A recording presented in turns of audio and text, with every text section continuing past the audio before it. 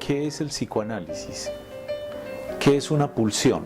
I started my professional activity as a neurologist. Sur le mot d'esprit, qu'est-ce qu'il dit d'autre?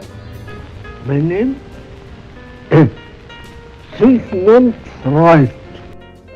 De Jacques Alain Miller llamado Los signos del goce, Silet. Comme ça, parenthèse, comme ça.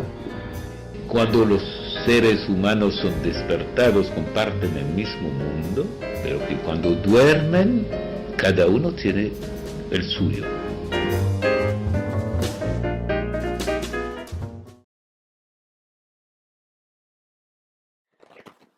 Al inicio de la obra de Freud, además de escribir la interpretación de los sueños, la psicopatología de la vida cotidiana, el chiste y su relación con el inconsciente, escribió en 1905 los 3 ensayos de una teoría sexual.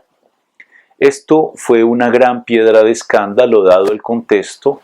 Freud tenía como colegas científicos, como pacientes, como público en general, era la sociedad victoriana de finales del siglo XIX y comienzos del XX, donde hablar de sexualidad, aún en instancias científicas, en la universidad, era escandaloso.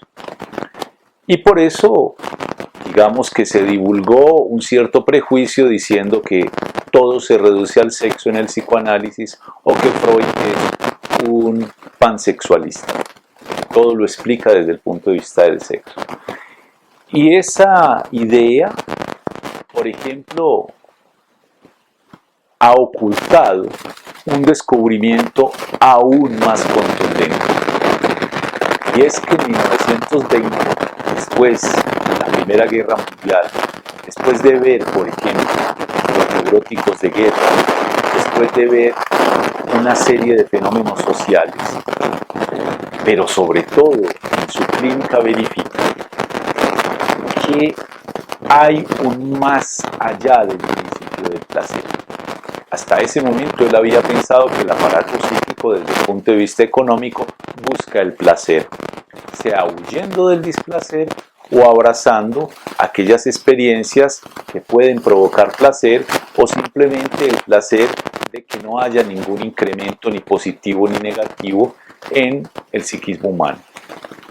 Pero se da cuenta que hay un más allá del principio del placer, lo cual quiere decir que hay una pulsión de muerte. Y eso es más escandaloso que pensar la sexualidad, porque quiere decir que en el corazón de cada hombre, por así decir, hay una tendencia a la propia destrucción. Eso es difícil de aceptar. Y no obstante lo vemos en la vida cotidiana. Por ejemplo, cuando se vende alcohol, las sociedades occidentales siempre han logrado una legislación en la cual se diga en el producto que el exceso de alcohol produce enfermedades, es destructivo, etc. Pero eso para nada ha disuadido al alcohólico de tomar y tomar y tomar, como si estuviese buscando lentamente su muerte. De la misma manera aparecen en las cajetillas de cigarrillos mensajes diciendo el tabaco es nocivo para la salud y muestran fotografías horrorosas de cómo los órganos se transforman, de la impotencia. Eso no impide que el fumador siga de manera compulsiva fumando. Es decir, la drogadicción, las conductas de exceso, los juegos extremos, son una serie de conductas que nos hablan todos los días que la gente se autodestruya lentamente a pesar de ser seres racionales y de ser seres conscientes. Eso se explica porque hay una pulsión de muerte que habita en cada uno de nosotros y donde finalmente la vida no es más que un pequeño rodeo para volver a dicha muerte.